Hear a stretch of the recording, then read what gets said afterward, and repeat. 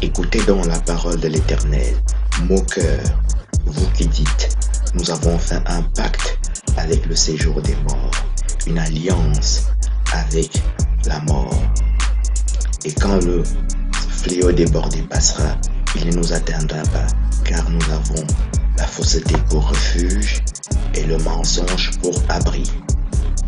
Isaïe chapitre 28, verset 14 nous apprend qu'il y a des gens qui ont fait un pacte avec la mort, une alliance avec le séjour des morts, pour nous mentir sur tout.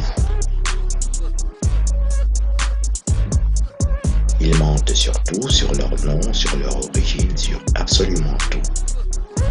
Et c'est les mêmes qui ont la prétention de nous enseigner aussi des choses spirituelles. Bethléem, Éthiopie. Michée, chapitre 5. Bethléem, Juda, régnera sur Israël. 1 Chronique 2. Israël, fils de Juda, fils de Jacob, Juda. 1 Chronique 2, verset 54. Bethléem, ce sont les Kéniens. Juge 1, Kénien, beau-père de Moïse. Nombre 12, Moïse, femme éthiopienne qu'il avait épousée, car il avait épousé une femme éthiopienne.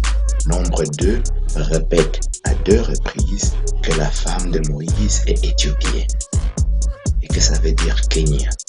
Ça veut dire aussi Madian, c'est le même mot. Ça veut dire aussi montagne du Sinaï. Ça veut dire encore montagne de Horeb, qui se trouve en Éthiopie. Exode 3 nous apprend que Moïse faisait perdre les troupeaux de son beau-père, le Madianite. Et il est monté sur la montagne, et c'est là qu'il a trouvé le Messie Christ. Blackstone.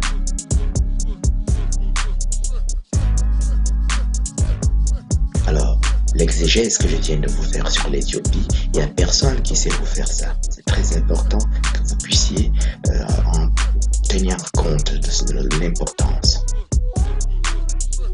Bethléem, ça veut dire Juda, ça veut dire Salma, le père de Bethléem, ça veut dire Madian, ça veut dire Kénien.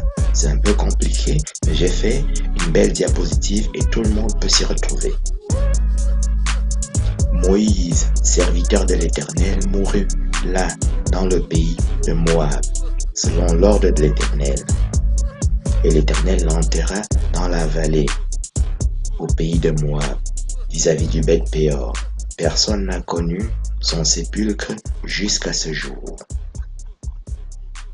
Je répète, personne n'a connu le sépulcre de Moïse jusqu'à ce jour. Ça c'est Deutéronome chapitre 34, c'est le dernier chapitre du Pentateuque, du livre du Deutéronome. Verset 5 à 6. Donc si vous voyez des gens, des fanfarons, qui vous montrent des tombeaux de Moïse à droite et à gauche, vous pouvez être sûr que c'est des voleurs donc. Jean 10 nous apprend que le voleur vient pour égorger et pour détruire. Donc le voleur est un tueur. Tu trouves quelqu'un en Palestine qui a volé une terre, tu peux être sûr qu'il n'a pas. C'est pas simplement un voleur, c'est un tueur en fait. Un voleur, c'est un tueur. Jean 10. Jean 8 nous apprend exactement la même chose. Daniel 1 ici nous apprend que le tigre se trouve à Babylone qui est le Soudan. Ici on voit que dans le livre de Samuel que le Messie Christ est cananéen, il n'est même pas sémite.